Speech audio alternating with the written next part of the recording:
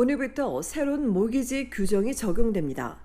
연방정부는 생애 첫 번째 주택 구매자의 모기지 상환 기간을 기존 25년에서 30년으로 늘렸습니다. 다만 다운페이가 20% 미만이고 신규 주택을 구매할 경우에만 이 규정이 적용됩니다. 이를 통해 정부는 주택시장 진입 장벽을 낮춰 젊은 층의 구매력을 높여줄 것이라고 강조했습니다. 업계에선 일부 구매 예정자에게 확실히 도움이 될 수 있지만 소수에게만 도움이 되지 크게 달라지지 않을 거란 의견이 많습니다.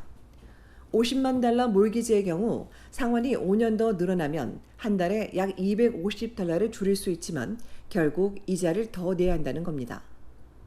또 신규 주택으로 제한하면서 구매자의 관심이 높지 않고 신축인 경우 종종 20% 이상의 지불을 요구하기 때문에 효과가 크지 않을 거라고도 덧붙였습니다. 정부는 올 1분기 주택 구매자의 절반에 가까운 44%가 첫 주택 구매자였다며 관련 정책들이 도움이 될 거라고 재차 강조했지만 전문가들은 토론토와 밴쿠버 같은 고가 시장엔 제한적이라고 지적했습니다. 그러면서도 이 정책이 주택 위기의 핵심인 주택 공급을 늘리는 데 어느 정도 도움이 될 거라고 덧붙였습니다. 업계가 스트레스 테스트 완화 등 정부에 더 많은 조치를 요구하는 가운데 오늘 온타리오 개발업자 연합은 연방과 온타리오주 토론토시에 신규 주택에 대한 세금 감면을 요청했습니다. 향후 10년 동안 10만 채의 신규 주택을 건설할 계획이라는 18개 개발업자들은 신규 주택 세금 반대 연합을 구성하고 당국에 편지를 보내 정부가 임대주택 건설에 적용한 것처럼 신규 주택에 대한 판매세와 토지 양도세 등을 폐지해주면 세금 감면만큼 주택 구입자들에게 혜택이 돌아가도록 할 것이라며 대화를 촉구했습니다. 한편 주택난 해결을 위해 정부는 이외에도 첫 주택 구매자가 RRSP에서 주택 구입을 위해 인출할 수 있는 최대 금액을 3만 5천 달러에서 6만 달러로 늘린 바 있습니다. 이런 정책들을 통해 정부는 2031년까지 400만 채를 건설할 계획이라고 밝힌 바 있습니다.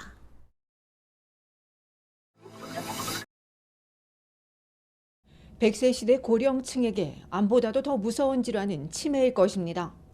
현재 전 세계 5,500만여 명이 치매를 앓고 있으며 50세 이상에게 가장 두려운 질환이기도 합니다. 아직 치료법은 없지만 14개의 위험 요소를 관리하면 치매 발병을 절반 가까이 예방하거나 지연시킬 수 있다는 연구 결과가 나왔습니다. 치매 전문가 27명이 활동하는 세계적 권위의 랜시 치매위원회는 앞서 12가지 위험 요소를 발표했습니다. 고혈압과 당뇨, 비만, 흡연과 과음, 신체 활동 부족, 낮은 교육 수준, 사회적 고립, 외상성 뇌 손상, 대기 오염입니다. 또 뇌 활동을 저하하고 위축시켜 60에서 79세에 특히 더 위험한 우울증과 난청도 치매 발병의 위험 요소입니다. 여기에 최근 위원회는 높은 콜레스테롤과 시력 저하를 추가했습니다. 높은 콜레스테롤을 관리하면 치매 발병 7%, 시력 저하는 2% 낮출 수 있다는 게 위원회 발표입니다. 콜레스테롤은 특히 중년에, 시력 저하는 노년에 더 중요합니다. 이 14가지 중에서도 가장 위험한 요소로 높은 콜레스테롤과 난청, 어린 시절 교육 부족, 노년의 사회적 고립이 꼽혔습니다. 위원회는 평생 지속될 수 있는 14가지의 수정 가능한 위험 요소를 해결할 경우 치매 발병의 45%를 예방하거나 지연시킬 수 있다며 모든 연령대가 위험을 줄이기 위한 행동에 나서야 한다고 촉구했습니다. 위원회는 치매에 걸리더라도 치매를 앓는 시간을 줄일 수 있다면 삶의 질에 큰 영향을 미치고 사회적 비용도 줄일 수 있다고 강조했습니다.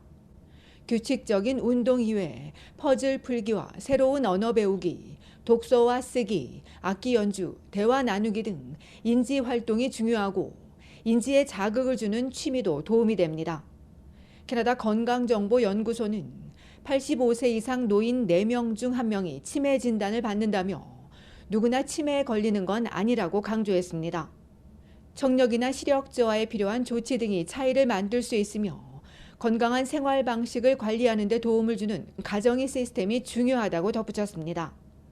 한편 위원회는 2050년에는 전 세계 치매 환자가 지금의 3배 수준인 1억 5,300만 명에 달할 것으로 추정했으며 캐나다 협회는 2030년이 되면 캐나다인 100만여 명이 치매 진단을 받을 걸로 예상했습니다.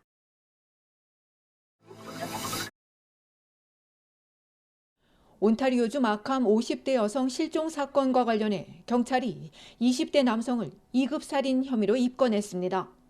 실종된 57세 중국계 장 씨는 실종 나흘 만인 지난달 29일 오후 5시경 마캄에서 북동쪽으로 140km 떨어진 카왈사 레이크 외곽 지역에서 발견됐습니다. 팔레스타인과 페넬로드 근처 커크필드 마을에 버려진 녹색 쓰레기통 안에서 시신으로 발견되고 주변에 다른 물건들도 버려졌습니다. 이 쓰레기통은 살해범이 현장에서 차에 실은 것과 같은 겁니다. 이 시신이 장 씨로 확인됐다고 밝힌 경찰은 숨진 여성이 이날 잔혹하게 폭행당한 뒤 납치됐다고 설명했습니다. 2급 살인과 시신 모욕 혐의를 함께 적용한 경찰은 하지만 시신이 어떤 상태로 발견됐는지는 공개하지 않았습니다.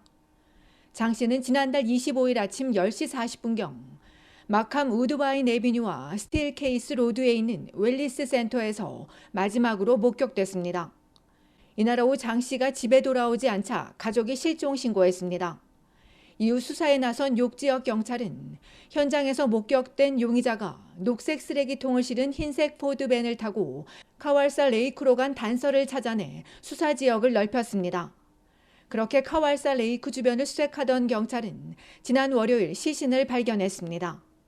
이보다 앞서 27일 이스트 퀼름버리에 사는 27세 양 씨를 납치와 강제 감금, 상해 혐의로 체포한 경찰은 시신이 장 씨로 확인되자 남성을 2급 살인과 시신 모욕 혐의 등으로 입건했습니다.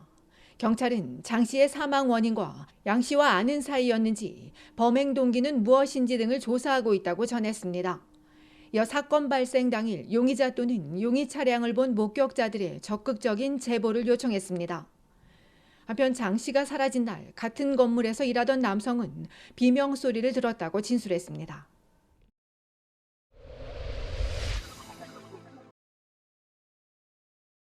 오늘도 온타리오주 광역 토론토와 인근 지역에 폭염 경보가 이어진 가운데 토론토시는 일부 공공수영장 운영 시간을 밤 11시 45분까지로 연장했습니다.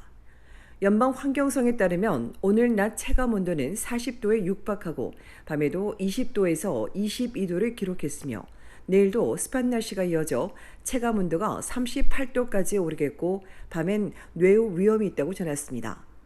환경성은 극심한 무더위에 주민들은 정기적으로 수분을 섭취하고 낮엔 야외 활동을 자제하며 어린이와 애완동물은 차에 방치하지 말아야 하는 등 각별히 유의해야 한다고 당부했습니다.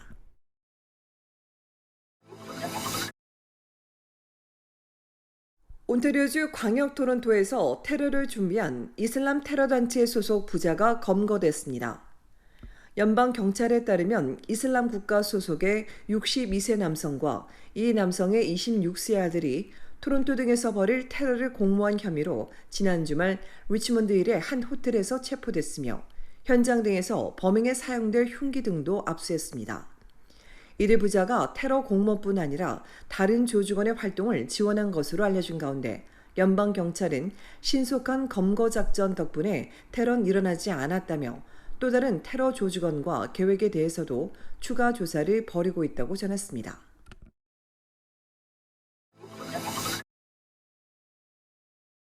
오는 월요일 각주 정부가 제정한 시민의 날을 맞아 온타리오주에선 관공서와 은행, 도서관, 캐나다 포스트, 일부 레크레이션 시설 등은 문을 닫고 한국 식품점들과 많은 마트들을 운영하지만 단축 영업할 수 있어 시간을 확인하는 것이 필요합니다. 토론토 동물원과 미술관, 박물관, 수족관 등 관광지와 대다수 쇼핑몰은 방문객을 맞이하고 샤퍼스 드럭마트와 렉솔은 단축 영업하며 LC비어와 비어스토어는 일부 매장에 한해 영업합니다. 일요일 밤 10시 원더랜드에서 불꽃놀이가 열리는 등 시민의 날을 기념하는 다채로운 행사들이 전국에서 열리며 각 지자체 홈페이지에서 이벤트에 대한 자세한 내용을 확인할 수 있습니다. 시민의 날은 온주에선 시빅 할리데이로 브리티시 콜룸비아주는 BC데이, 알버타주는 헤리티지 데이로 각 주마다 다르게 부르고 있습니다.